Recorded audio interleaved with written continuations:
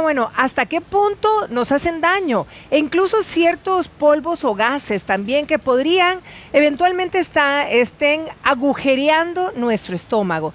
De esto vamos a hablar con el doctor Luis Guillermo Agüet, él es cirujano y oncólogo, así que le vamos a dar la bienvenida, doctor. Un placer tenerlo días. aquí. ¿Cómo está? Muy bien, gracias. Doctor, ¿qué pasa cuando la capacidad de la mucosa de nuestro estómago se altera y precisamente no puede resistir más agresiones de todos esos alimentos? Bueno, recuerda que cuando saturamos la capacidad que tiene el estómago, obviamente se rompe un equilibrio que ya está formado y empieza a haber daños que inicialmente son daños muy pequeños y que eventualmente van progresando hasta poder terminar incluso en un cáncer. Ahora, las gastritis, ¿verdad? Y las úlceras que son tan reiterativas en nuestra población, ¿pueden propiciar algo más grave, doctor?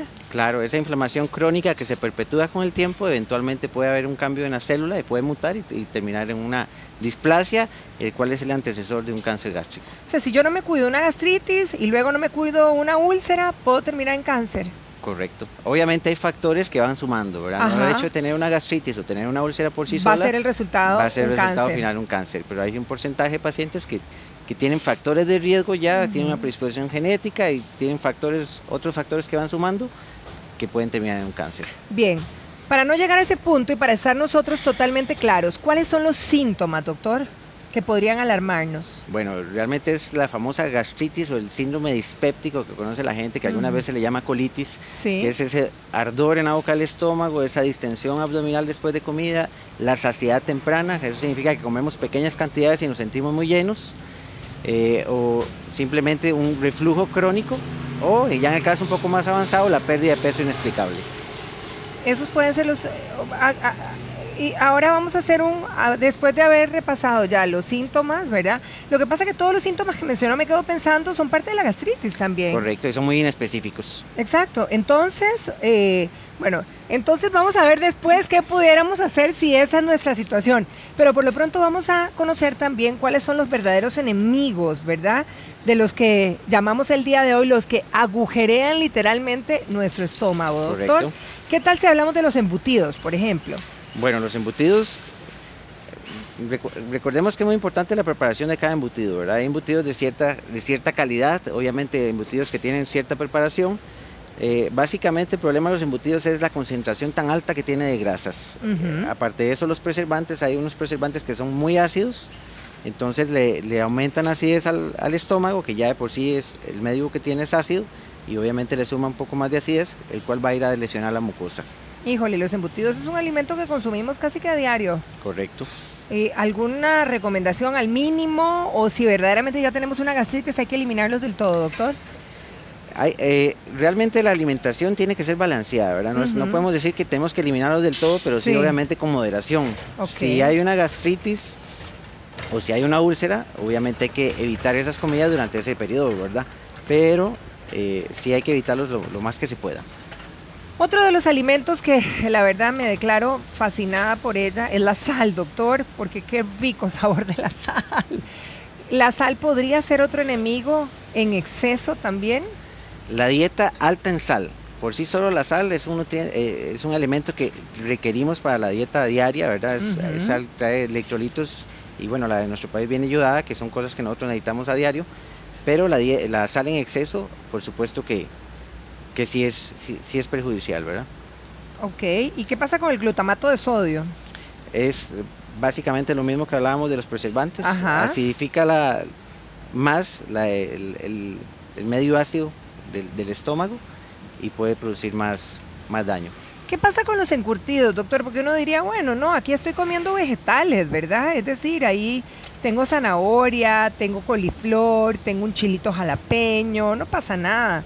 ¿Por qué los encurtidos podrían venir a ser también un agujereador de nuestra...? Bueno, básicamente, repetimos nuevamente, los preservantes que tiene y sobre todo el medio que es el vinagre, ¿verdad? Es un medio muy ácido.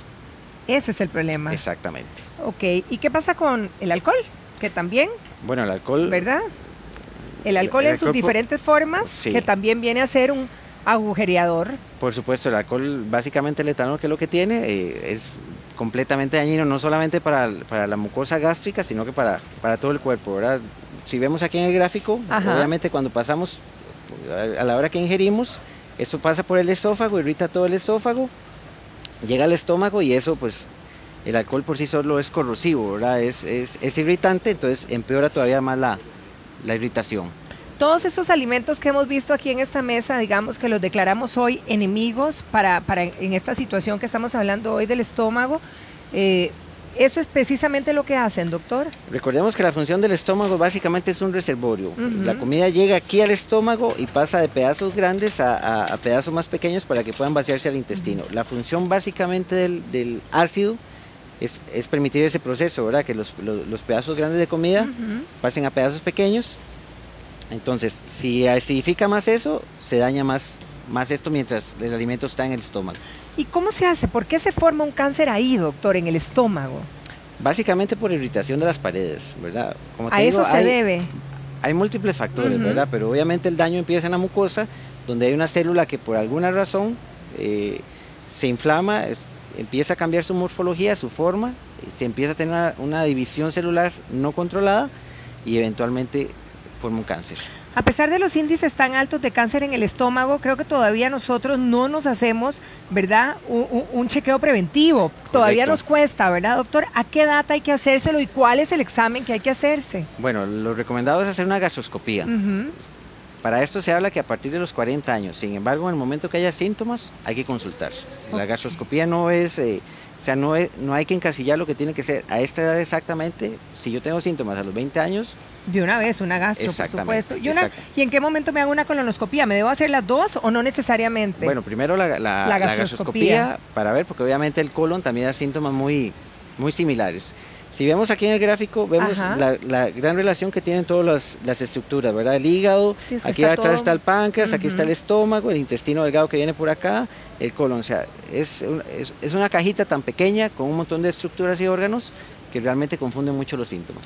Ahora, si aparece un cáncer de estómago, ¿cuáles son las opciones que tengo? ¿Qué tipo de tratamientos hay, doctor?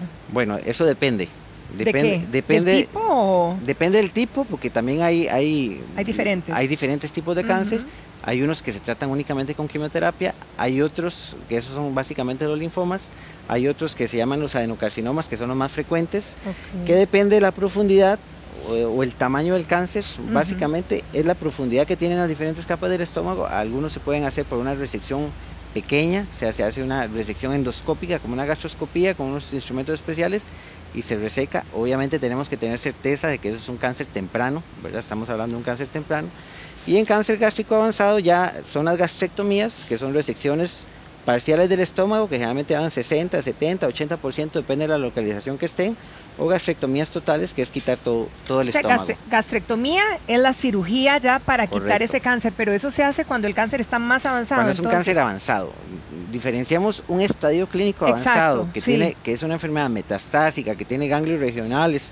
Enfermedad metastásica que puede ser a hígado, a ganglios regionales acá, que puede ser a pulmón, a diferentes estructuras del estadio. Eso es un estadio clínico avanzado.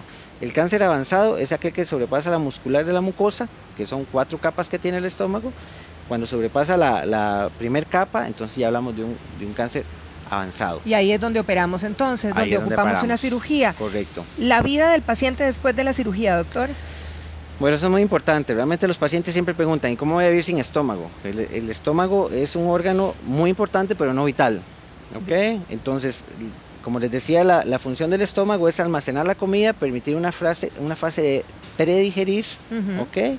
Para que pase luego al intestino delgado y ya se absorban los nutrientes. Entonces, si es una gastrectomía total, que quitamos una parte y esta parte que se llama duodeno la volvemos a reconectar aquí, básicamente tiene una vida normal. Lo único que cambia es la cantidad de comidas. ¿Cuál sería la alimentación? Ya no me podría yo sentar a comer un plato normal de un almuerzo o un desayuno, sino que tendría que hacer 5 a 6 comidas diarias, pero pequeñas cantidades. Ya son raciones mucho más pequeñas. O sea, los tipos de comida yo sigo comiendo normalmente. Normalmente, correcto. Pero son raciones mucho más pequeñas. Pero digamos todo mi proceso digestivo continúa exactamente igual, doctor. Normal. Obviamente hay que tener mucho cuidado en la fase de la masticación. La fase de la masticación es la que prepara la digestión. Exactamente, es la que le dice al estómago, y le va a mandar comida ya más pequeñita para que usted tenga menor trabajo, pues. Ok, pero aquí tenemos siempre, ¿verdad? La luz de la esperanza siempre y cuando seamos en un cáncer temprano. Y eso es lo importante en todo esto, la prevención también. Sí. Bueno, el doctor Luis Guillermo Agüed era el que estaba con nosotros y a quien le agradecemos por haber venido a hablar de este tema. Doctor, muchísimas gracias. Como siempre, un placer tenerlo aquí en casa. Un placer. Que pase feliz día. Igualmente. Douglas.